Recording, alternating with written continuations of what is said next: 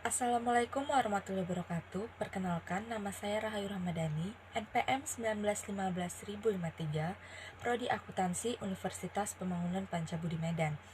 Video ini saya buat untuk memenuhi ujian tengah semester mata kuliah Metodologi Penelitian Akuntansi kelas reguler 1 klaster 25G dengan dosen pengampu Ibu Tri Wulandari SE MAK.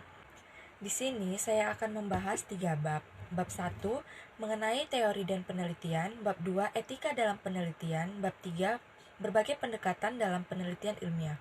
Tanpa berlama-lama lagi, saya akan langsung saja ke video penjelasannya. Sejalan dengan era perkembangan dunia bisnis yang sangat dinamis dan cenderung tidak terprediksi, dewasa ini, akuntansi dituntut untuk dapat menjalankan fungsinya sebagai language of business. Seperti halnya bahasa, akuntansi adalah alat komunikasi utama di antara para pelaku bisnis dan dituntut untuk selalu berkembang melalui berbagai penelitian. Di samping penalaran induktif-deduktif, studi empiris yang berlandaskan pada rangka konsep pragmatis dewasa ini semakin meningkat perannya. Karenanya, peneliti di bidang akuntansi memerlukan pengembangan wawasan baik melalui pendekatan kuantitatif maupun kualitatif. Pada bab 1, kita akan membahas mengenai teori dan penelitian. Dalam aspek kehidupan, seringkali kita mendengar istilah teori dan penelitian. Jadi, apakah yang dimaksud dengan teori dan penelitian tersebut? Teori merupakan sekumpulan ide, pengetahuan mengenai suatu hal dan konsep-konsep yang terorganisasi dan saling terkait satu dengan yang lainnya, yang dimana akan membentuk pengetahuan bagaimana sebuah fenomena terjadi. Secara ideal, teori dapat digunakan dalam memahami, menjelaskan, memprediksi, serta mengendalikan sebuah fenomena untuk memperoleh hasil tertentu yang diharapkan. Berdasarkan pemaparan yang telah dijelaskan, teori memiliki beberapa ciri-ciri, di antaranya 1. Berisikan seperangkat asumsi sebagaimana titik awal sebuah skenario. 2. Menceritakan seperti apa sebuah fenomena, bagaimana dan mengapa fenomena berkembang. 3. Terdiri dari konsep yang saling terkait sebagai sebuah sistem ide. 4. Ada hubungan sebab dan akibat di antara konsep tersebut. 5. Mencerminkan konsistensi logika berpikir. 6. Memungkinkan untuk diuji dan dimodifikasi melalui observasi. Dan yang ketujuh, meliputi kemungkinan kondisi ketidakpastian sebagai sebuah keterbatasan dari skenario tersebut. Bagaimana teori berkembang? Teori akan terus berkembang dan disempurnakan sesuai dengan pengenalan yang makin baik terhadap dunia nyata melalui berbagai penelitian yang dilakukan. Berbagai teori yang ada akan dapat memicu inovasi bagi pemanfaat berbagai fenomena yang belum diketahui sebelumnya, serta juga dapat memicu berbagai penelitian lanjutan sebagai upaya dalam menemukan teori-teori baru yang akan berguna dalam meningkatkan kesejahteraan umat manusia. Dalam memahami dan menjelaskan bagaimana suatu teori berkembang, ada beberapa pendekatan, di antaranya 1. Induktivisme, 2. Falsifikasi, 3. Research programs, 4. Paradigma kun, dan 5. Anarkisme. Penelitian merupakan usaha manusia yang dilakukan dalam mencari jawaban atas suatu keingintahuan. Dalam penelitian dikenal dengan metodologi penelitian yang artinya strategi umum dalam melakukan penelitian. Dalam melakukan penelitian terdapat metode penelitian yang merupakan bagian dari metodologi yang secara khusus mendeskripsikan mengenai teknik pengumpulan analisis data. Penelitian memiliki beberapa dimensi atau cara pandang mengenai suatu objek, dengan mana dapat dibuat pembedaan atau penggolongan di dalam objek tersebut. Penelitian terbagi dua, yaitu penelitian ilmiah dan penelitian non-ilmiah. Suatu penelitian dikatakan ilmiah apabila memenuhi beberapa kriteria berikut ini.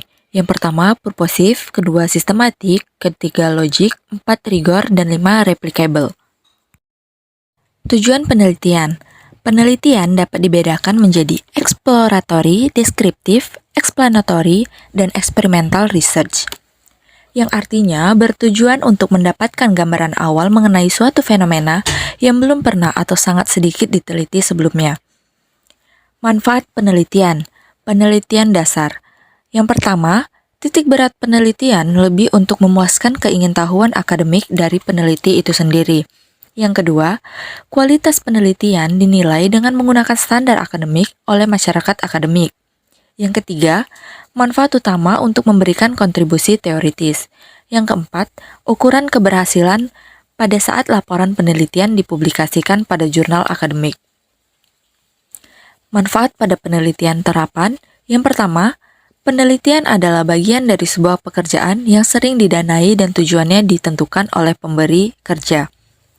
Yang kedua, kualitas penelitian dinilai oleh pemberi dana berdasarkan sejauh mana hasil penelitian memenuhi kepentingannya. Yang ketiga, manfaat utama adalah menghasilkan rekomendasi yang sangat bermanfaat. Yang keempat, ukuran keberhasilan merupakan pada saat rekomendasi tersebut digunakan oleh pemberi dana untuk memecahkan masalah. Jadi, dapat dipahami bahwa perkembangan teori dan sains tidak dapat dipindahkan dari penelitian, yang dimana penelitian merupakan aktivitas rutin umat manusia. Disadari atau tidak, membuka kesempatan bagi manusia untuk terus meningkatkan pemahamannya akan apa yang terjadi di sekitarnya. Bab 2. Etika dalam penelitian. Peneliti perlu memperhatikan dan menerapkan prinsip-prinsip etika profesional antara lain kepentingan pengembangan sains, kepentingan pribadi peneliti, hak-hak dari partisipan yang diteliti, dan juga kepentingan masyarakat. Konflik kepentingan dalam penelitian. Etika memberikan batasan tentang apa yang boleh dan tidak boleh dilakukan, apa yang dianggap bermoral dan tidak. Dalam penelitian, ada berbagai dilema yang muncul berupa konflik, yaitu konflik antara kepentingan pengembangan sains, konflik antara kepentingan pribadi peneliti, konflik antara hak-hak dari objek yang diteliti, dan juga konflik antara kepentingan masyarakat luas. Etika dan hukum formal. Batasan etika tidak selalu sama dengan hukum formal. Belum tentu yang tidak melanggar hukum formal pasti etis. Sanksi yang timbul atas tindakan yang tidak etis dapat bervariasi, mulai dari sanksi formal yang diterapkan oleh institusi yang bersangkutan. Etika dalam penelitian tidaklah berdiri sendiri. Ada beberapa hal yang perlu diperhatikan peneliti. Yang pertama, plagiarisme. Kedua, kejujuran dalam penelitian. Ketiga, perlindungan terhadap identitas pribadi dari pelaku objek penelitian. 4. Akses ke objek penelitian. 5. Independensi peneliti. 6. Pelecehan terhadap pelaku objek penelitian. Dan yang ketujuh, informasi yang dimiliki pelaku objek penelitian tentang konsekuensi penelitian yang dilakukan. Aspek etika juga merupakan hal penting yang harus diperhatikan dalam penelitian. Seorang peneliti harus dapat menjaga keseimbangan antara kepentingan-kepentingan pengembangan sains, sponsor penelitian, pelaku dari objek yang diteliti, serta masyarakat luas.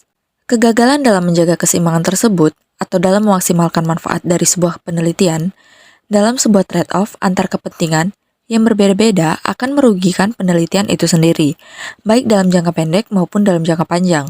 Hal ini berguna untuk memastikan agar penelitian tidak menimbulkan masalah di kemudian hari. Bab 3. Berbagai pendekatan dalam penelitian ilmiah. Berbagai cara pandang yang berbeda akan menentukan bagaimana seorang peneliti menentukan research question, merencanakan penelitian, dan melaksanakannya. 2 pendekatan dalam penelitian ilmiah. Secara umum dapat dikatakan ada 2 pendekatan dalam penelitian ilmiah, yaitu pendekatan positivisme atau kuantitatif dan pendekatan alternatif atau kualitatif, di mana kedua pendekatan ini memiliki filosofi yang berbeda tentang ontologi dan epistemologi. Pendekatan positivisme dan pendekatan alternatif juga memiliki pandangan yang berbeda tentang sifat manusia dalam berhubungan dengan lingkungannya. Positivisme memandang bahwa perilaku dan pengalaman manusia sangat dipengaruhi dan dibatasi oleh lingkungan eksternalnya. Sebaliknya, pendekatan alternatif memandang bahwa manusia secara potensial adalah makhluk yang memiliki otonomi dan berkehendak bebas, sehingga dalam batas tertentu mampu mempengaruhi dan menciptakan lingkungannya sendiri. Pendekatan positivisme atau pendekatan kuantitatif merupakan pendekatan yang menekankan pada kombinasi antara logika deduktif dan penggunaan alat-alat kuantitatif dalam menginterpretasikan suatu fenomena secara objektif. Kritik penelitian kuantitatif. 1. Penelitian kuantitatif mengarahkan peneliti untuk sekedar menemukan hasil secara cepat, melibatkan interaksi yang minim atau tidak sama dengan fenomena yang diteliti. 2. Korelasi statistik berdasarkan variabel sering ditetapkan secara arbiter dalam konteks interaksi yang alami di dunia nyata. 3. Makna korelasi yang dihasilkan pada tingkatan tertentu melibatkan penalaran common sense yang spekulatif. 4. Upaya untuk membuat segala sesuatu menjadi terukur sesungguhnya hanya untuk menyembunyikan fakta adanya nilai subjektif dalam konsep sesungguhnya. 5. Logika statistik murni untuk menguji hipotesis justru dapat membuat pengembangan hipotesis dari data untuk pengembangan sains selanjutnya. Pendekatan alternatif atau kualitatif merupakan pendekatan yang menekankan pada pemahaman yang bersifat kualitatif dan mendalam tentang fenomena yang diteliti dengan menggunakan peneliti itu sendiri sebagai alat untuk mencapai suatu kesimpulan. Variasi pendekatan alternatif antara lain pendekatan interpretif, yang dimana pendekatan ini lebih menekankan pada keterlibatan penelitian secara langsung dan intensif dalam kasus yang menjadi objek studinya untuk menemukan makna yang paling tepat dari suatu fenomena. Dan yang kedua, pendekatan kritikal. Menurut Neumann, tahun 2003, pendekatan kritikal bertujuan untuk memperjuangkan suatu ide dari penelitian untuk membawa perubahan substansial pada masyarakat.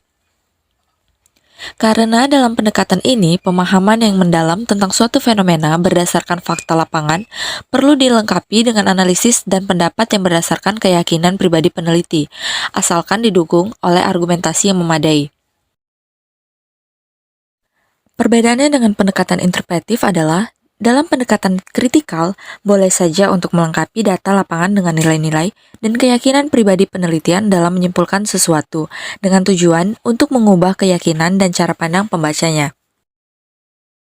Aspek-aspek kunci pembanding antara positivisme, interpretif, dan kritikal.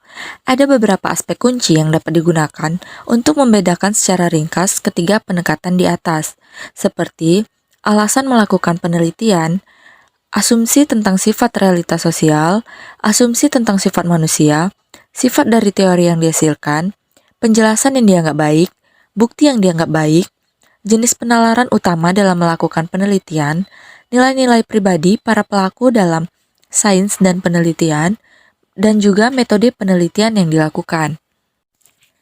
Dari ketiga pendekatan yang telah dibahas, memiliki perbedaan pada beberapa aspek kunci. Perbedaan ini mengakibatkan cara melakukan penelitian, temuan penelitian, teori yang dikembangkan akan berbeda. Tidak ada cara untuk mengatakan pendekatan mana yang lebih superior. Baiklah, itu tadi merupakan video penjelasan mengenai metodologi penelitian akuntansi. Lebih kurang saya minta maaf. Assalamualaikum warahmatullahi wabarakatuh.